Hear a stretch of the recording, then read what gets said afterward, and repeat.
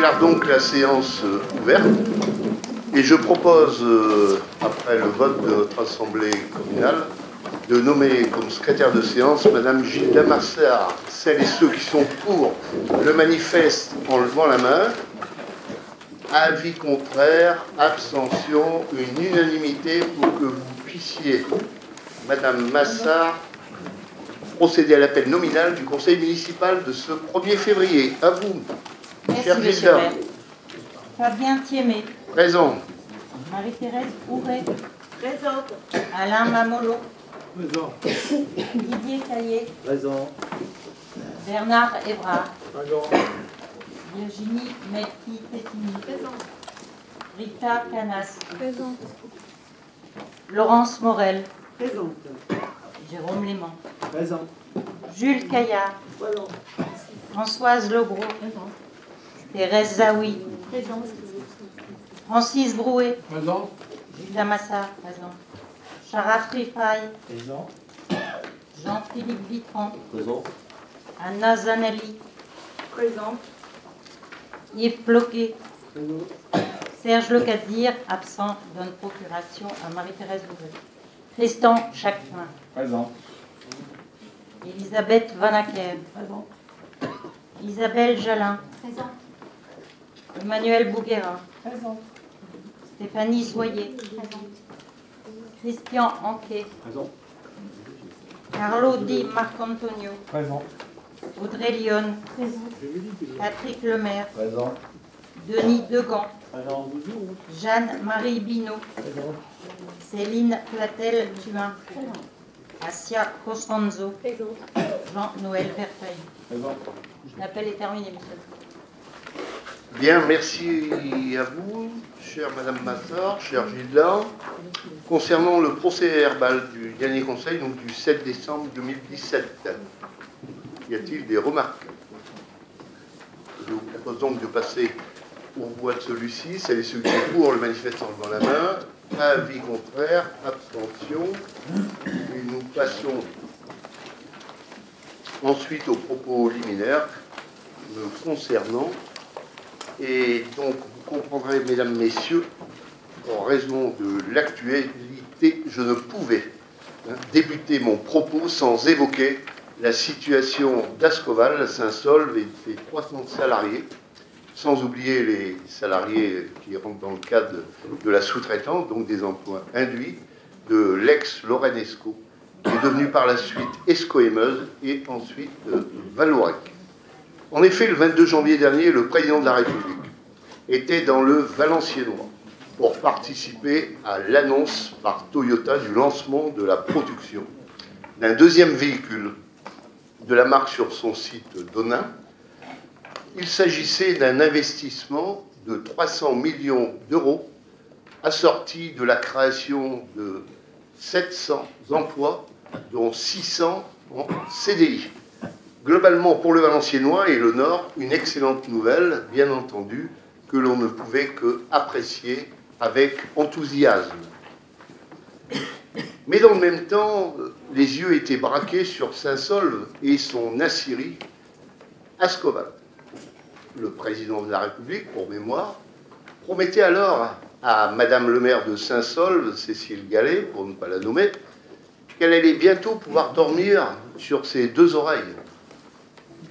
Cependant, une annonce porteuse d'espoir, entendue par les salariés du site et leurs familles, mais aussi par l'ensemble des élus locaux, par l'ensemble des forces vives de notre territoire, et pourtant, une semaine plus tard, tombait la triste nouvelle de reprise d'Ascométal par un groupe germano-suisse, excluant de son offre le site de Saint-Saulve. Une décision, bien entendu, incompréhensible, pour ne pas dire intolérable, inadmissible, scandaleuse. Aujourd'hui, l'État tourne le dos aux promesses faites par la voix du président de la République, Emmanuel Macron. Nous devons donc obtenir sans tarder, je pense, un engagement fort en faveur de l'intérêt national.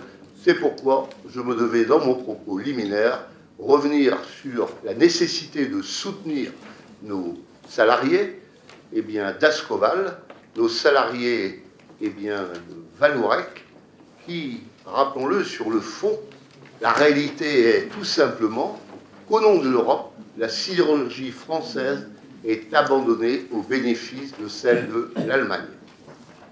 S'agissant d'emploi, j'évoquerai également le récent dévoilement de l'amendement Roussel concernant la création de zones franches dans le bassin minier. En effet, la création de ce dispositif d'exonération fiscale pour les entreprises qui s'installeraient dans les bassins urbains à dynamiser fait suite à la venue l'an dernier à Oigny du Premier ministre de l'époque, Bernard Cazeneuve, assemblée à laquelle j'ai tenu à participer en tant que maire d'une commune minière, en compagnie notamment de notre adjoint aux finances, Didier Caillé. Des promesses avaient alors été faites en matière d'emploi, de développement économique, de rénovation de l'habitat. Le plan, oui, bassin minier, tel qu'il se conçoit aujourd'hui, prévoit par exemple la création de zones franches dans 148 communes. Et Marly se trouve dans ce périmètre. Toutefois, aujourd'hui, nous en savons encore trop peu sur la mise en œuvre de ce dispositif. C'est pourquoi, et c'est la raison pour laquelle j'ai récemment interpellé par courrier le délégué ministériel en charge de ce dossier, réclamant la tenue prochaine ainsi d'une réunion d'information avec l'ensemble des maires, des communes minières, des délégués, afin que nous puissions connaître, dans le cadre de cet amendement, quelles seraient les dispositions pour les communes minières, et donc pour Marly. En matière d'emploi, nous ne pouvons donc nous contenter, oui, d'effets d'annonce. Nous devons obtenir des mesures concrètes pour pérenniser ainsi l'activité économique d'un territoire qui d'ailleurs a payé un lourd tribut par le passé dans le domaine de l'emploi, et ce faisant, nous devons créer les conditions pour assurer l'avenir de notre jeunesse, celles et ceux qui arrivent sur le marché du travail, qui aujourd'hui, et puis dans le même temps, qui arriveront dès demain. Dernièrement, enfin, j'ai eu le plaisir d'accompagner avec une délégation municipale les enfants de Marly, en classe de neige au Grand Jet. Ce fut pour nous tous, avec une délégation diverse, de passer un moment de bonheur et un réel dépaysement en découvrant ainsi les nombreuses richesses de cette belle région du Jura. Nous avons partagé avec les enfants, les enseignants et les personnels du centre de loisirs de grands moments de convivialité, de fraternité. C'est pourquoi je veux ici encore saluer l'investissement de tous celles et ceux qui accompagnent et encadrent ces classes de neige. Je veux saluer les personnels enseignants. Je veux saluer y compris les bénévoles qui, dans ce cadre des activités périscolaires, accompagnent bénévolement. On en a parmi notre assemblée municipale, parfois depuis 6-7 années, je dis bien bénévolement, les enfants qui bénéficient, comme on dit, du droit à la natation, ce qui n'existe pas partout. Et dans le même temps, saluer ce bon travail qui se déploie. Enfin, dans le même temps, on aura l'occasion, je pense, non pas au printemps, mais à l'automne prochain, de recevoir le maire de la commune concernée, des Grands Jets, ici même. Deuxièmement, le directeur de cette base de loisirs, de détente, d'animation, qui est implanté là depuis 15 ans, de son directeur adjoint, de façon, pourquoi pas, à vivre un moment important sur les moments chaleureux qui ont pu être passés par nos enfants de Marly depuis des décennies et qui ont eu l'occasion de séjourner sur notamment cette base qui est connue et reconnue. Marly continue enfin à vivre et à se transformer avec en perspective le bien-être de ses habitants, et ce grâce aux forces vives de son territoire. Ainsi, nous avons récemment vécu de beaux moments culturels, sportifs, associatifs. Tout d'abord, je pense au concert du Nouvel An, qui a suivi la cérémonie des vœux.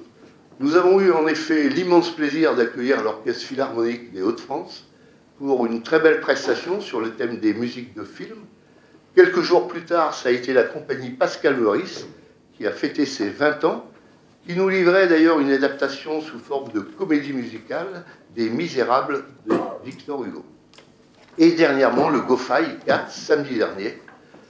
Donc ce gala de boxe moutaille organisé par le club de boxe moutaille de Marly, en partenariat avec notre ville, qui a réuni près de 1500 personnes à la Salle du Mont, avec un plateau, bien entendu, international et ce, de qualité.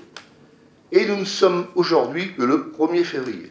C'est dire si le reste de l'année promet d'être riche. En effet, le week-end prochain, nous remettrons, en présence des associations qui ont participé au mouvement de solidarité, le chèque du Téléthon. Cette année encore, le cap des 8 000 € a été franchi grâce à l'investissement d'une trentaine d'associations participantes. J'aurai d'ailleurs l'occasion de les remercier en présence des adjoints concernés par cette action. Le même jour, samedi 3 février, à la salle des fêtes, se déroulera une journée de jeux vidéo FIFA organisée par le service jeunesse, en lien avec le centre social des Floralies, ce qui permettra d'autofinancer le départ de jeunes, comme on dit, du LAP des Floralies, cet été. Ce tournoi, doté de très beaux lots, réunira ainsi une soixantaine de participants venus de Marly et du Valenciennois, voire au-delà, puisque l'on compte 2 inscrits à Miennois. Quelques autres dates à venir, pour mémoire. Tout d'abord, dimanche 18 février à 11 h, l'auditorium de l'école de musique. Eh bien, on aura l'occasion, dans le cadre des moments musicaux marlysiens, d'accueillir un récital de piano de Julien Eouzon. Ensuite, nous passerons la deuxième soirée, badinage, qui se déroulera le samedi 17 mars 2018 à 20 h à la salle des fêtes, avec les groupes 60s, Beatles, Revival et Palissandre. Enfin, un hommage à Jean Ferrat. Il était une fois Jean Ferrat, aura lieu le dimanche 25 mars 2018 à la salle des fêtes à 16 h. Je vous propose enfin maintenant de placer à l'ordre du jour, en rappelant qu'il y a 2 délibérations, notamment sur table.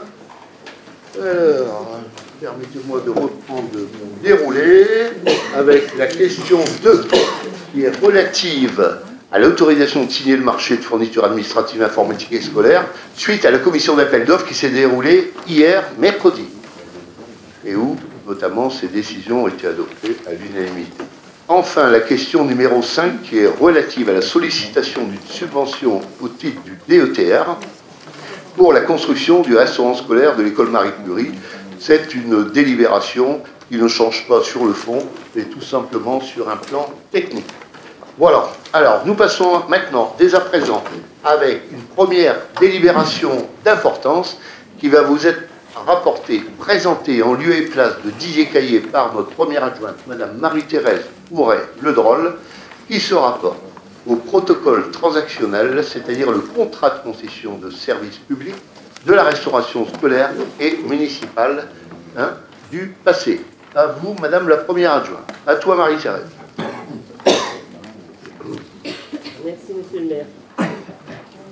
Par contrat, en date du 4 septembre 2001, la commune de Marly a confié à la société Avenance Enseignement, devenue la société LRES, le service public de restauration scolaire et municipale, pour une durée de 12 années, à compter de la mise en exploitation du service prévu au mois de septembre 2002.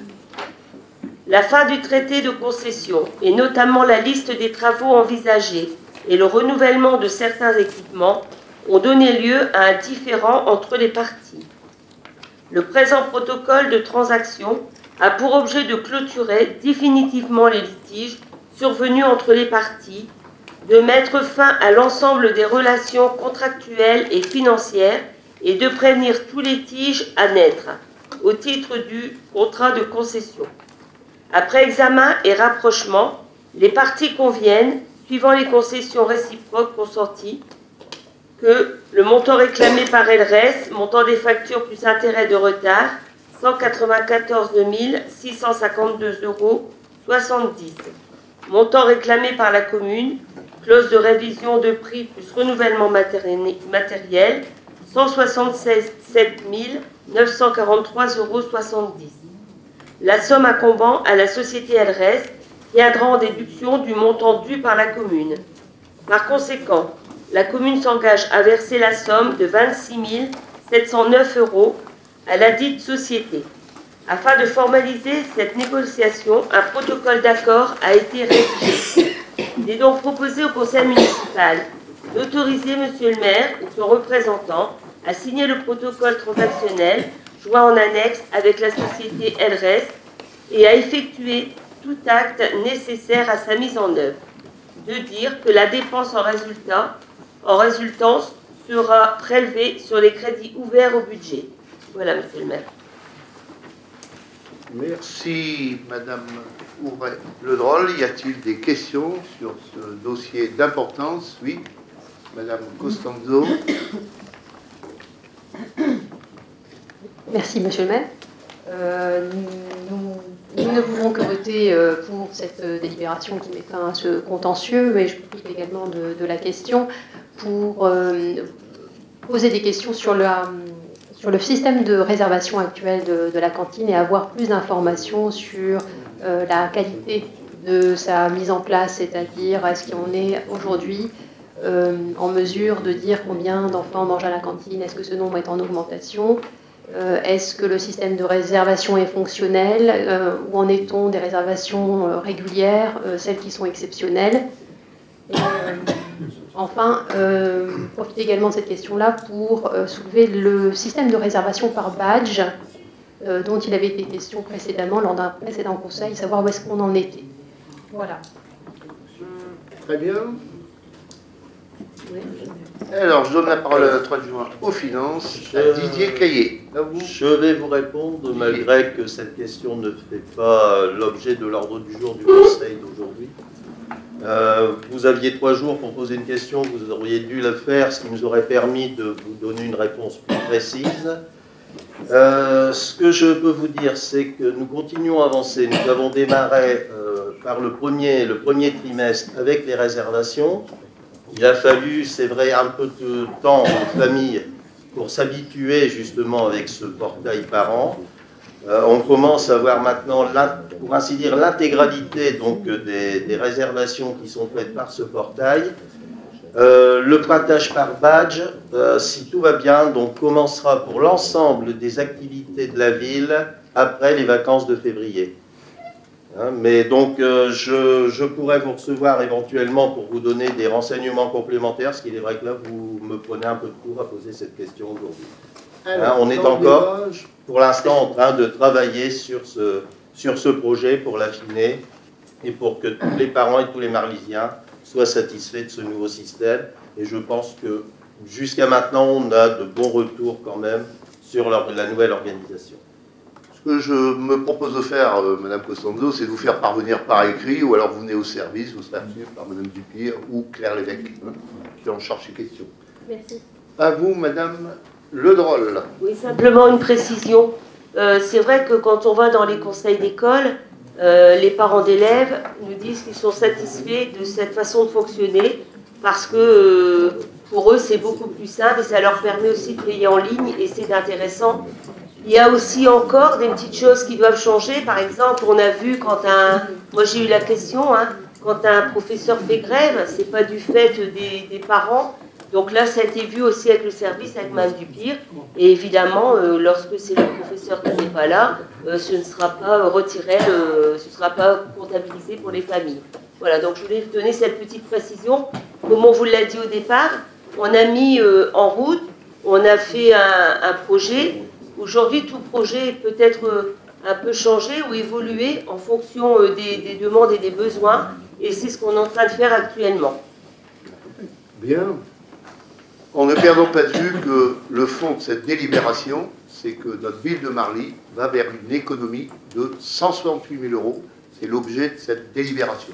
Il n'en reste pas moins que nous sommes bien entendu ouverts à tout débat, mais je reviens à l'essentiel pour mesurer le fait que nous avons eu raison, avec notamment notre direction municipale, notre adjoint aux finances, deuxièmement avec les services juridiques sous la responsabilité d'Amandine Ouassine, de notre DGS bien entendu, d'aller dans le cadre d'un échange et donc un accord à l'amiable, bien fait, la conclusion, économie, je le répète, de 168 000 €.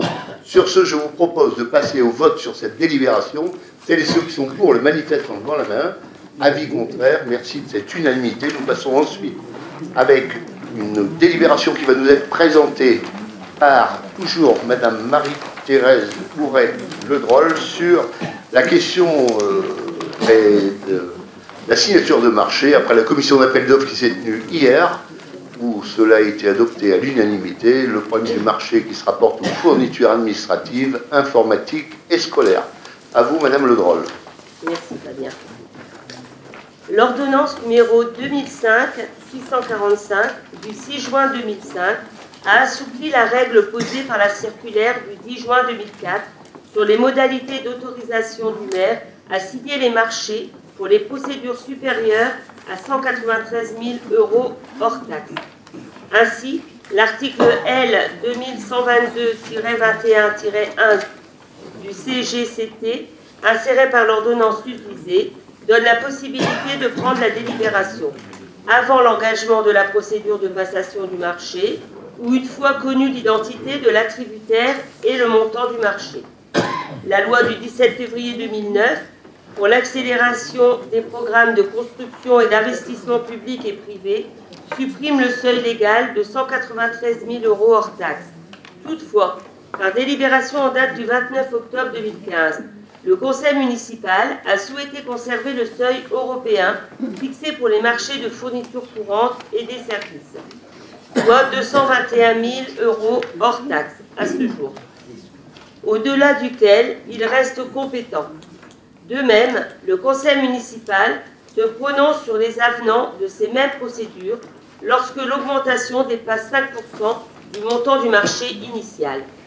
Alors, les marchés de fournitures administratives, informatiques et scolaires.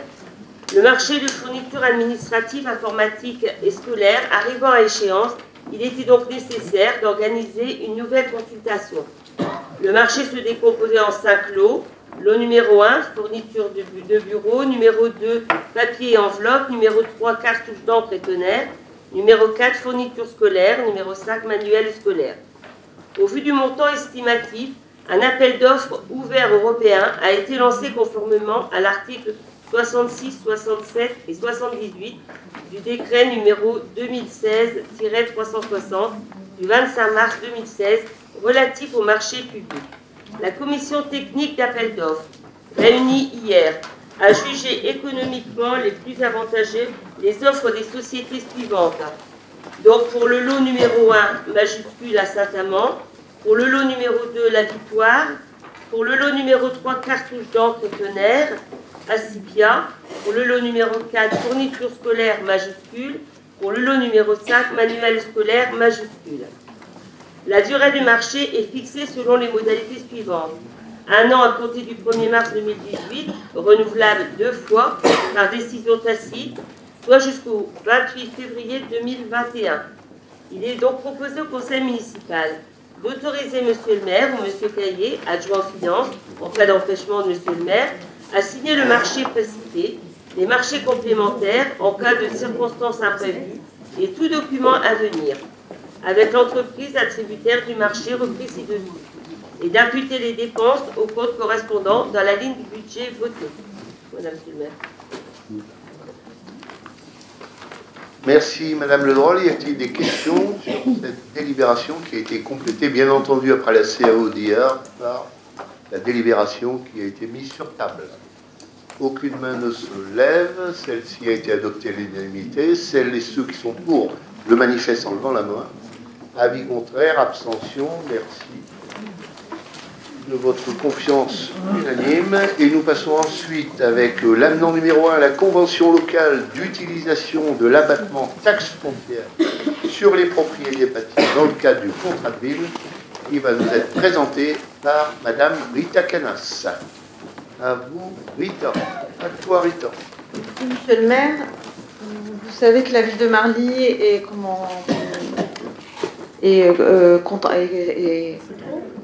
excusez-moi.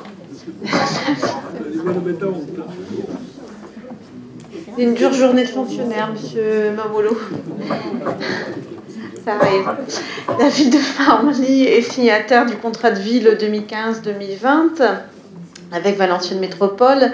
Et à ce contrat de ville, on annexe la convention intercommunale sur l'abattement de la taxe foncière sur le patrimoine bâti, a été également signée en 2016 par Valenciennes Métropole, les communes signataires dont Marly et l'ensemble des bailleurs sociaux.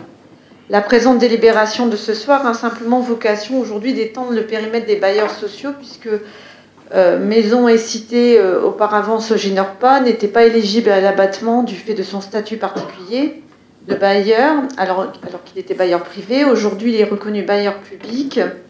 Il devient donc éligible à l'abattement et pour en bénéficier et intégrer ce dispositif, il fallait faire un avenant à la convention intercommunale qui a été approuvée par l'ensemble des partenaires signataires. Donc, Maison et Cité n'a pas de patrimoine bâti sur le quartier de la Briquette, géographie prioritaire au titre de contrat de ville. Et donc, la ville, en aucun cas, n'est impactée par cette procédure. C'est simplement une délibération qui nous est rendue obligatoire par la communauté d'Agno. Excusez-moi de mon bafouement. Merci pour cette présentation de délibération. Y a-t-il des questions sur celle-ci? Aucune main ne se lève, celles et ceux qui sont pour le manifeste en levant la main. Avis contraire, abstention.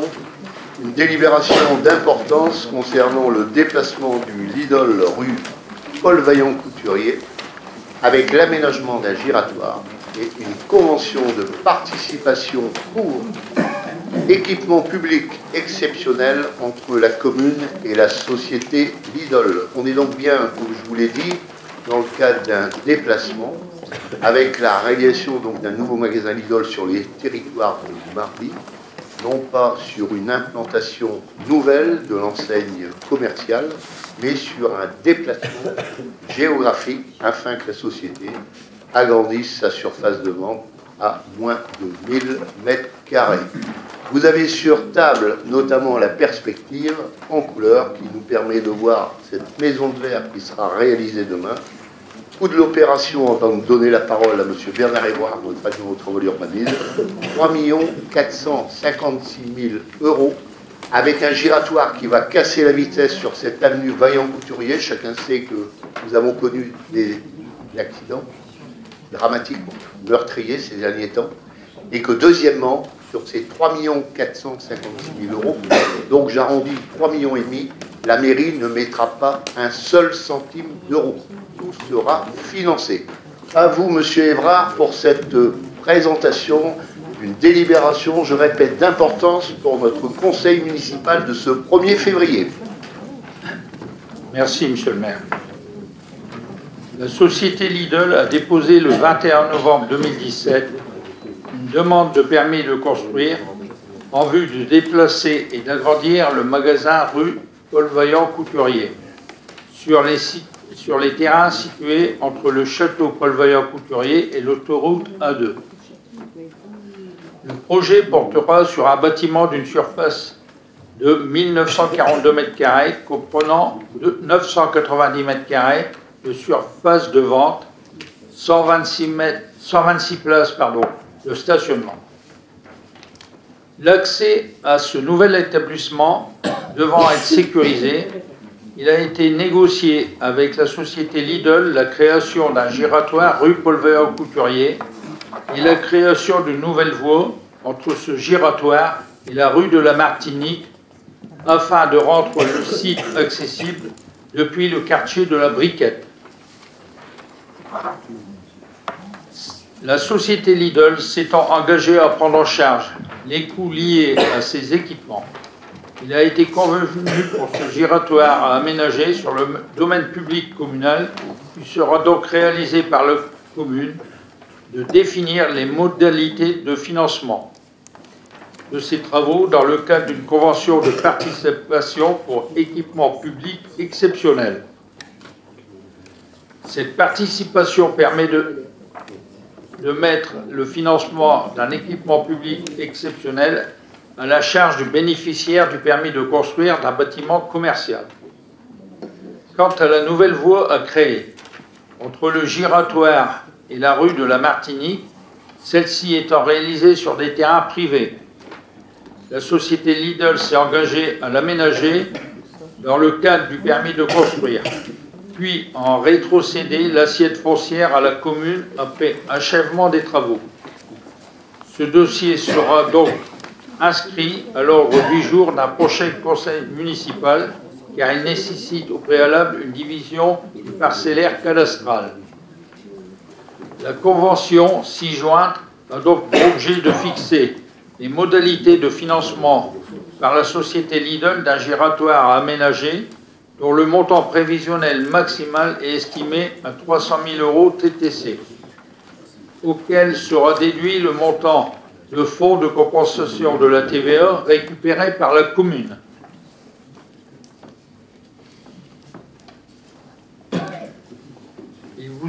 Il vous est donc proposé de décider de mettre en place la participation pour équipement public exceptionnel pour le financement des travaux d'aménagement d'un giratoire rue Paul Vaillant-Couturier, nécessaire au projet de construction du magasin Lidl, et d'autoriser Monsieur le maire à signer la convention ci annexée.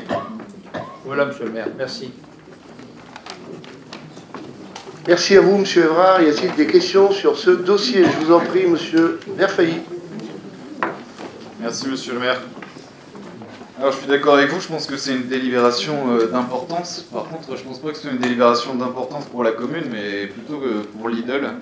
Je suis un peu surpris, une fois de plus, on va dire, de découvrir sur table ce genre de projet, d'avoir une délibération qui porte sur une annexe finalement du projet sans avoir de présentation globale. On nous présente le transfert d'un établissement sans nous dire ce qu'il va avoir à la place sur la friche qu'on laisse en plein milieu du quartier.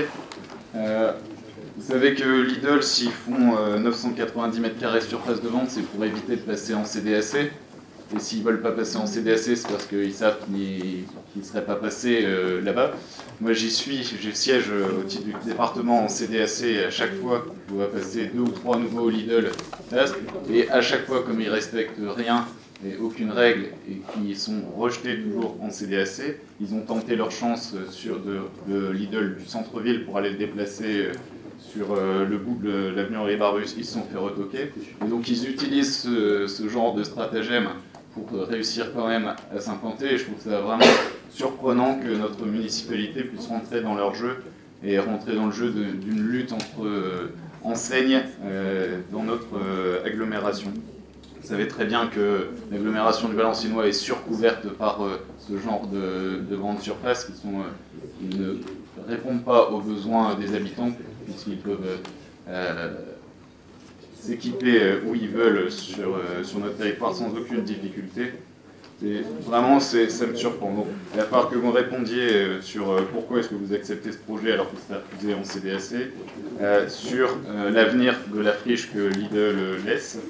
Ensuite, sur l'accès, le rond-point, c'est peut-être un rond-point à cet endroit-là très bien, mais pourquoi est-ce que sur le plan, il n'y a pas une branche supplémentaire au rond-point pour desservir le cabinet médical qui est juste devant? Ça pourrait être pratique pour sécuriser aussi l'accès au cabinet médical. Ensuite, l'avenir du château Paul Vaillant-Couturier, puisque à partir du moment où vous claquez un Lidl à côté de Paul Vaillant-Couturier, ça veut dire quoi? Ça veut dire que vous abandonnez toute idée d'un jour réhabiliter ce projet, donc on va le laisser pourrir, et en attendant le moment où il sera nécessaire de le supprimer et de le raser, j'imagine. Il va y avoir un impact aussi sur l'augmentation du trafic. Je suis pas sûr que la réalisation du giratoire suffise. Et ensuite, encore une fois, quelque chose qui est très surprenant, c'est que vous nous présentez des travaux d'un giratoire qui serait à 250 000 €, mais vous ne nous présentez pas d'études, pas de devis qui montreraient que la réalisation du giratoire coûterait ce prix-là. Et par contre, dans la convention, c'est écrit que si le giratoire coûte plus que 250 000 €, c'est la commune qui doit payer les surplus du coût. Donc, alors, soit c'est léger de votre part dans la présentation et vous avez cette étude-là et vous ne nous la donnez pas. On est sérieux. Ah non, parce que si vous étiez sérieux et respectueux de la démocratie, on aurait l'étude dans notre dossier et on pourrait vous dire « Ah bah en effet, 250 000, vous êtes tranquille, on ne prend pas de risque financier sur la commune. » Donc vous n'êtes pas sérieux du tout. Parce que alors si vous êtes sérieux, vous n'êtes pas respectueux. Parce que si vous étiez respectueux, on ne découvrirait pas les plans sur la table et on aurait les études et les devis dans nos dossiers, monsieur le maire. Très bien, bien. Sur ce dossier d'importance, notre adjoint à l'urbanisme va d'abord rectifier le tir sur notamment vos connaissances juridiques en matière commerciale et deuxièmement sur la finalité de ce dossier qui n'est pas une création nouvelle, mais un déplacement tout simplement, je le rappelle, avec un giratoire qui va permettre d'un côté de casser la vitesse qui est financé en totalité et qui ne coûtera rien, que soit cela, la route qui sera adjacente à ce giratoire, ainsi que ce projet, bien entendu, privé. Je donne la parole à Monsieur Évrard pour des éléments de réponse. Oui, Monsieur Verfeilly. Oui, je sais bien, vous faites partie de la CDAC et le dernier dossier, j'étais là, hein, j'étais en face de vous. Mais il faut savoir que ce dossier a été complètement étudié avec Valenciennes Métropole. On en a parlé à l'agglo. Moi, personnellement, j'étais présent. Nos services techniques étaient présents. Les services techniques étaient présents de l'agglo. Simplement, concernant ce dossier-là, l'IDOL a souhaité un déplacement qui n'a pas déplu à l'agglo. Pourquoi? Parce que l'ancien Lidl sera repris par l'agglo dans le cadre de la rénovation urbaine. Et comment j'allais dire, le cabinet médical ne sera pas mis de côté. À l'heure actuelle, on est en train d'étudier les dossiers et il y aura toujours une branche pour le cabinet médical. Ne vous inquiétez pas là-dessus. On est en train d'instruire le permis de construire, M. Verfeilly. Si vous voulez venir, ben vous venez lundi matin à la première heure, à 8h30 au service urbanisme. On vous fera voir le dossier. Mais vous nous demandez de voter sur quelque chose après. Oui, non mais c'est plus tard pour vous présenter le projet. Attendez, M. Verfeilly. Ce à quoi on invite notre assemblée délibérante, c'est de se prononcer sur une convention. Voilà. Donc, c'est un premier pas, et nous allons poursuivre les échanges sur ce dossier. Je tiens, en conclusion de ce débat, à rappeler qu'il s'agit d'abord, comme je l'ai dit, comme ça a été rappelé par notre adjoint à l'urbanisme, non pas d'une création, mais d'un déplacement. Que deuxièmement, je veux aussi rappeler la question qui touche sur le fond à la liberté du commerce, à la libre concurrence, qui ne peuvent être en aucun cas remis en cause. D'autre part, ce projet entre dans le cadre d'une construction dite nouvelle génération, construction d'une maison de verre en bordure de cette route Vaillant-Couturier, qui va de Valenciennes à Aulnoy, et inversement, d'Aulnoy à Valenciennes, en ayant et en bénéficiant et en captant la ruralité, eh bien, notamment de tout ce secteur. Ce sera y compris dans le cadre de cette maison de verre des matériaux tels que la pierre bleue. Je pense qu'il faut mesurer la qualité des matériaux qui seront notamment dans le cadre de ce projet. Du point de vue urbanistique, nouvelle infrastructure routière avec la création donc de ce giratoire. Mesurons le coût d'un giratoire, payé en totalité, notamment, par, eh bien, l'IDOL. En aucun cas, la ville ne mettra un centime sur ce projet. Enfin, c'est la voie d'accès dans le cadre du nouveau programme de rénovation urbaine, hein, qui va notamment être réalisé dans le cadre de cet axe Valenciennes-Aulnoy, une voie infrastructure payée y compris en totalité par l'IDOL. Dernier point non négligeable, je le répète, coût de l'opération pour la ville, 0 €. Comment donc refuser un tel projet? Alors, nous sommes ce soir dans le cadre d'une délibération qui rentre avec une convention de participation d'équipement public dans le cadre de ce projet de la commune avec la société Lidl. Je pense qu'on a un beau projet où on le capte, cette opportunité, où on laisse de nouveau aller ailleurs. Et je pense que nous aussi, il faut qu'on pense, eh bien, comme on dit, à notre ville, et notamment à ce poumon, la Briquette, qui est en pleine restructuration, qui est en pleine métamorphose. Voilà. Sur ce, je propose que l'on passe aux voix sur cette délibération. Celles et ceux qui sont pour le manifeste en levant la main. Avis contraire. Abstention. Je prends acte notamment eh bien, du refus et notamment du vote de l'opposition qui est donc contraire à ce projet d'avenir concernant le commerce et au service notamment de cette population qui attend aussi des services nouveaux en matière de commerce. Nous passons ensuite avec 2 délibérations qui vont être présentées. Tout d'abord, en ce qui me concerne, c'est une sollicitation de subvention au titre de la dotation d'équipement des territoires ruraux, construction d'un restaurant scolaire à l'école Marie Curie. Alors la ville, comme vous le savez, dans le cadre de la concertation qui est engagée maintenant depuis un certain temps, porte le projet de construction d'un restaurant scolaire à l'école Marie Curie. Le projet global est d'un montant de 1 468 262 € et 40 centimes hors taxe. 1 million, c'est-à-dire 761 914 € et 88 centimes, maîtrise d'œuvre comprise TTC. Ce projet est éligible à la dotation d'équipement des territoires ruraux pour l'année 2018. L'assiette de travaux subventionnables au titre de la DETR pour cette opération est de 992 049 € et 60 centimes hors taxe. La ville de Marly peut solliciter un financement à hauteur de 267 821 € et 12 centimes, correspondant à 26,99% du montant des dépenses hors taxe. Pour rappel, 2 autres sources de financement sont d'ores et déjà acquises. Le Fonds de soutien aux investissements communaux, le FSIC, de la communauté d'agglomération Valenciennes Métropole pour un montant de 461 484 € et 24 centimes, et la dotation de soutien à l'investissement public local de l'État pour un montant de 200 000 €.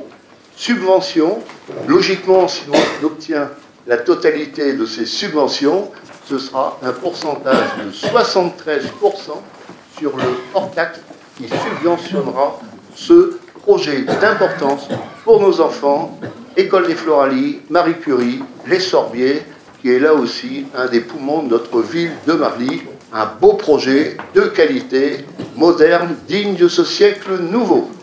J'en ai terminé avec cette présentation de demande de sub. Y a-t-il des questions sur ce sujet? Je vous en prie, monsieur Verfailly. Merci, monsieur le maire. Alors là, on voit qu'il n'y a toujours pas d'évolution sur ce projet-là. C'est vraiment décevant pour nous. On part d'un projet qui devrait être très consensuel. La construction d'un restaurant scolaire dans une école, ça ne devrait pas poser de problème. On devrait se retrouver tous sur ce genre de sujet. Et vous réussissez à en faire un beau gâchis avec ce projet. Arrêtez un peu. Eh oui, et bien sûr, bien sûr. Parce que vous laissez un bâtiment en ruine sur le site. Et vous n'en tenez pas compte dans les travaux, alors que c'était quand même pas très compliqué d'au moins demander une étude pour savoir combien coûterait la destruction du bâtiment pour reconstruire sur place. Mais vous vous rendez pas compte, c'est qu'il y a des morceaux de béton qui peuvent tomber de ce truc. Vous êtes responsable, monsieur le maire, s'il y a un morceau de béton qui tombe sur un enfant. N'oubliez pas ça quand même.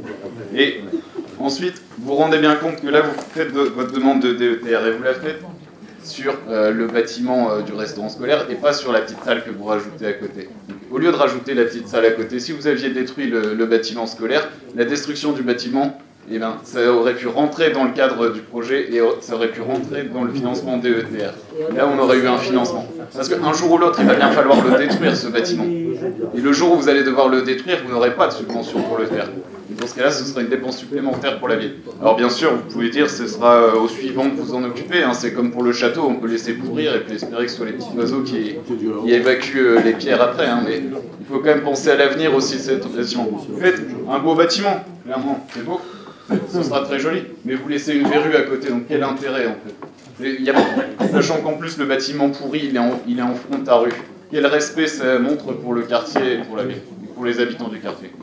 Eh bien, le respect, c'est d'aller vers une structure qui soit digne de ce siècle nouveau, une structure où la sécurité sera au rendez-vous, une structure où nos enfants pourront bénéficier d'une restauration scolaire, d'un bâtiment où il y aura là aussi une maison de verre qui sera ouverte aux enfants, qui sera ouverte y compris en 2 services, avec à l'appui un plan de financement de 73%. Vous connaissez beaucoup de dossiers comme cela, monsieur Verfailly, qui sont subventionnés à une telle importance.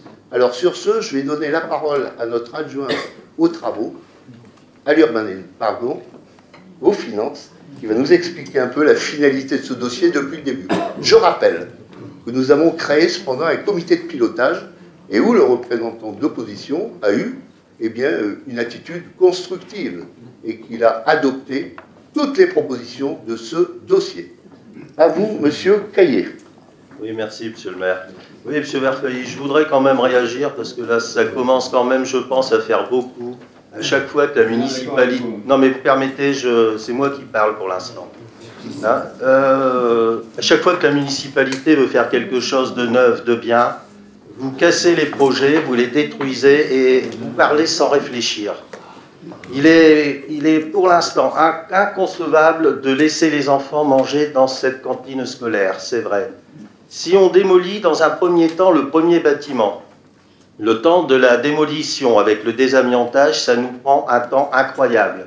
En attendant, dites-moi où vous allez faire manger les enfants de cette école. Première question que je vous pose.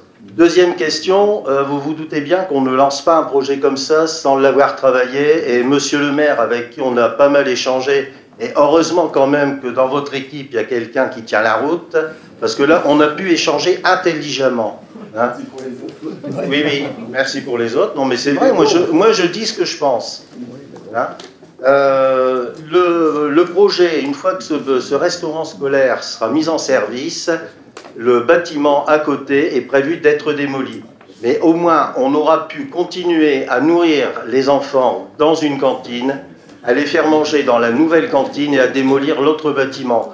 On n'est quand même pas bête au point de laisser cette verrue, hein, parce que nous aussi, on sait que c'est une verrue. Alors, avant de dire quelque chose, moi je regrette, mais essayez de réfléchir un peu, parce que ça commence à faire beaucoup et ça commence à faire trop. Dans ce cas-là, c'est à vous de communiquer mieux sur les projets que vous avez. Mais monsieur Verfailly, vous avez un représentant. Monsieur Verfailly, Monsieur Verfailly, vous n'êtes pas inscrit, je vous en prie. J'ai la première adjointe.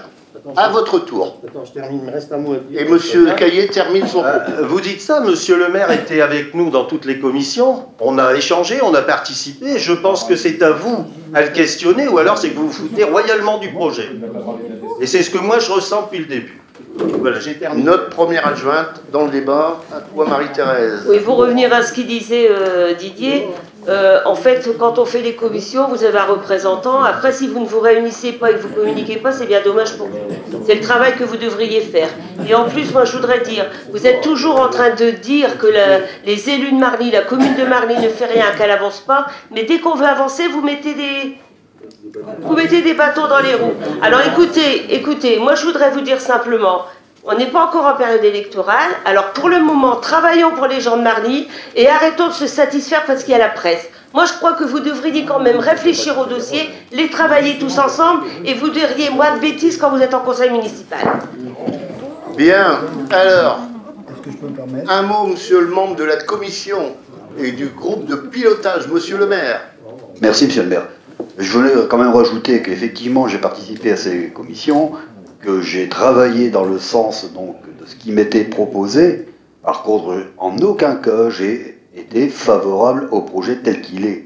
C'est-à-dire que moi aussi je rejoins donc l'équipe en disant oui, effectivement, on est en droit de demander à une municipalité d'accueillir au mieux nos enfants, notamment à la cantine, mais je pense qu'effectivement un projet plus concret, plus grandiose, c'est-à-dire abattre ce bâtiment pourri, construire une école et à la fois la restauration aurait été quand même une chose beaucoup plus complète. Et l'accueil des enfants était réalisé dans les deux cadres. Alors, dans le débat, j'ai Bernard Évrard et ensuite je clôt le débat. Bernard. Merci, monsieur le maire. Monsieur le maire, je ne suis pas d'accord avec vous, parce que la première réunion qu'on a eue concernant ce restaurant scolaire, vous étiez là. Et vous étiez bien au courant qu'on allait abattre le bâtiment concerné. Si, monsieur le maire. Vous mentez quand vous dites que vous n'étiez pas là. Alors, il y a deux solutions. Ou vous n'étiez pas là, ou vous ne dites pas la vérité. Mais attendez, je ne suis pas le seul. On était plusieurs à être à la réunion. Je n'étais pas vous et moi. Hein? En aucun cas on a parlé de destruction, je suis désolé. On a toujours dit que ce bâtiment-là serait démoli. De toute manière, il sera tôt ou tard fermé pour les... Je vous signale même qu'au niveau sécurité, il a bien été dit par le SDIS à chaque fois qu'il fallait veiller à la distance entre la construction et le vieux bâtiment. Donc c'est qu'en aucun cas il était prévu de détruire. Monsieur le maire, je vais vous dire, dans les études qu'on a eues, le SDIS a toujours été avec nous, a toujours été avec le bureau d'études qui a fait le machin, a toujours été, et ils étaient là aux réunions, le SDIS. Alors, dites pas qu'ils n'étaient pas là. Sous condition. Ils n'étaient pas là, j'ai dit sous condition. Je propose quand même pour mémoire de rappeler un peu le timing qui a été mis en œuvre. D'abord, étude de faisabilité fin 2016 par le bureau d'études CREACEP de Lausanne. 2. Commission de travaux le 25 avril 2017 avec à l'ordre du jour la construction d'un restaurant scolaire à Marie Curie.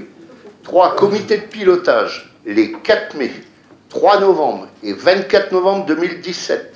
Dépôt de permis de construire le 4 décembre 2017, c'est-à-dire en cours d'instruction.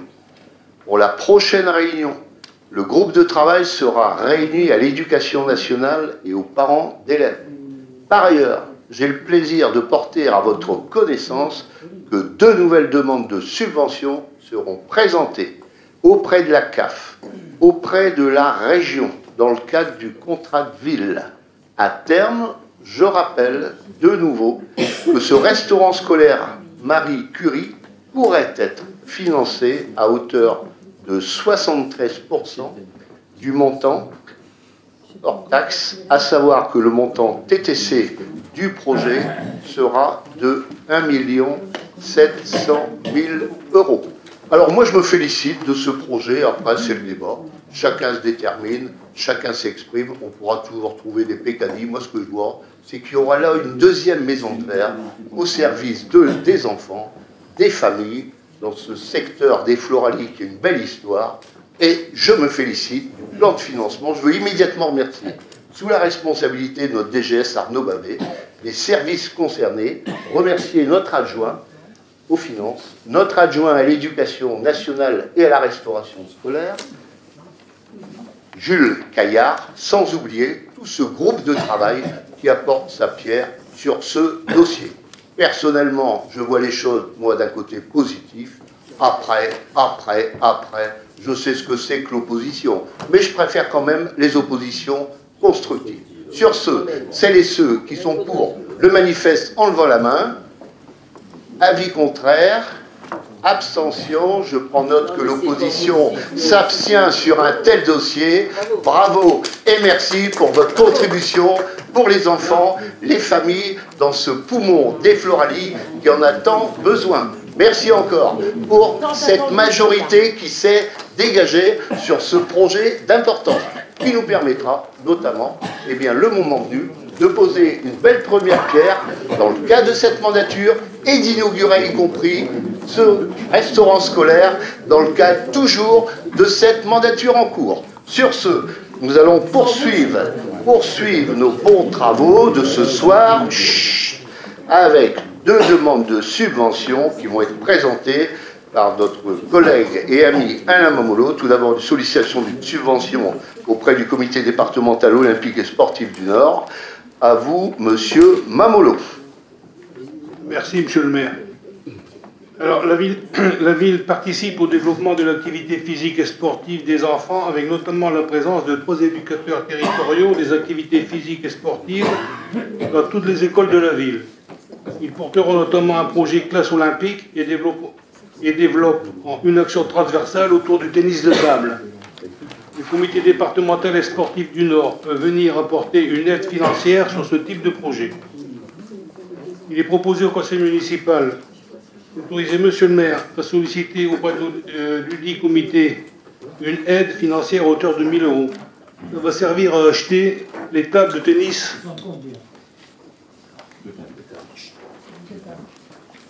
Tennis de table. Alors, ce projet, il va concerner 2 classes. 2 classes de CM1 CM2 de l'école Nelson Mandela, qui a été retenue, ainsi que 11 autres classes du Nord. Y participent.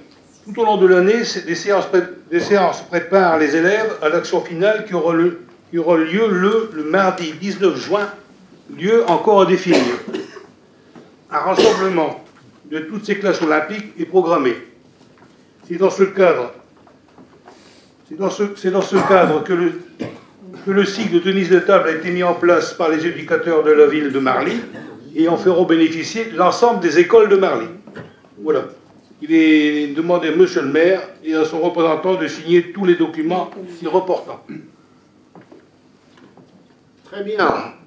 Un beau projet. 13 écoles sont retenues dans le Nord-Pas-de-Calais sur ce projet olympique et Marly en fait partie. On ne peut que s'en féliciter si vous en êtes d'accord. Y a-t-il des questions sur ce dossier? Aucune main ne se lève. J'ose espérer que nous allons retrouver une unanimité, contrairement au vote sur ce projet du siècle pour Marly, le restaurant scolaire. Celles et ceux qui sont pour le manifeste en levant la main. Madame Binaud rigole. C'est un dossier d'importance, ce restaurant scolaire, Madame Binaud. Vous êtes dans le secteur, là-bas. Avis contraire, abstention. Merci pour votre unanimité. Et nous passons à la dernière délibération, toujours avec Monsieur Mamolo. Une subvention exceptionnelle, toujours. Notre souci étant, dans le cadre de la mémoire, de développer la coopération entre le monde combattant, déporté, résistant et patriote, et nos enfants, et donc nos écoles de niveau 2. À vous, monsieur Mamolo. À toi, Alain. Alors, la municipalité a été sollicitée par l'association départementale des anciens combattants, prisonniers de guerre, combattants d'Algérie, Tunisie, Maroc et veuves du Nord, afin d'obtenir une subvention exceptionnelle dans le cadre d'un voyage à Paris destiné aux écoles de la ville, CM2, École Nelson Mandela et URES Saint-Nicolas. À cette occasion, les enfants pourront effectuer un devoir de mémoire à découvrir la ville de Paris.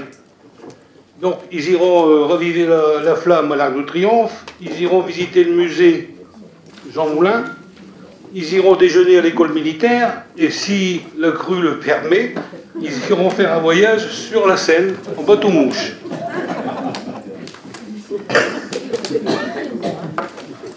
Donc, pourquoi cette subvention?